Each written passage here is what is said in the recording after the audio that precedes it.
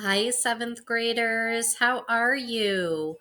Okay, so as I said, we are going to pick up the pace. So we are actually getting into like pre-Civil War. And before we can talk about the Civil War, we have to talk about sectionalism. So we already know that the Civil War was between the North and the South, and we already know that people were moving west. So that gives us our three different sections. The West doesn't really play much of a role in the Civil War. So we kind of have already talked about the West. And today we are going to talk about the North. That's where we live. Um, so we have our main ideas of this reading. The invention of new machines in Great Britain led to the beginning of the Industrial Revolution. The development of new machines and processes brought the Industrial Revolution to the United States. And despite a slow start in manufacturing, the United States made rapid improvements during the War of 1812. Okay, again, use this gray box when you are answering the Google Forum questions. Got it? The Industrial Revolution. In the early 1700s, most people in the United States and Europe made a living by farming. Female family members often use hand tools to make cloth for families. The sale of extra cloth earned money. Skilled workers, such as blacksmiths, set up shops to earn money by manufacturing goods by hand. The Industrial Revolution would completely change that way of life. By the mid 1700s, cities and populations had grown. Demand increased for efficient and faster ways to make items. A new way of making textiles provided the first breakthrough. Richard Arkwright invented a machine that lowered the cost of cotton cloth and raised production speed. The machine was large and needed a power source. Most textile mills were built near streams to use running water for power. New machines and processes. Samuel Slater knew how to build machines that were used in Britain to make cloth more efficiently.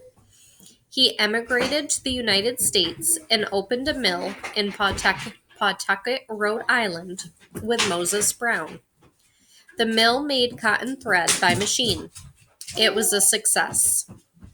Most mills were in the Northeast, a region with many rivers and streams for power.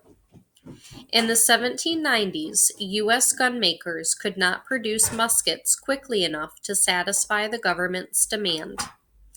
Better technology was needed. Eli Whitney had the idea of manufacturing using interchangeable parts. Whitney assembled muskets for President John Adams. Whitney's idea helped speed up mass production of goods for the marketplace. Manufacturing grows slowly. U.S. manufacturing spread slowly. People who could buy good farmland would not work for low factory wages. British goods were cheaper than American goods. However, during the War of 1812, many Americans learned that they had relied on foreign goods too much. In 1815, the war ended and free trade returned. Business people wanted to lead the nation into a time of industrial growth. So here we're going to start seeing some of the big differences between the North and the South. The biggest difference by far was industry. In the North, we had factories. Think of our weather in the winter. We can't get good growing season all year round for crops. So, how did we make money? We built factories. We had access to water. We could use that for power back then.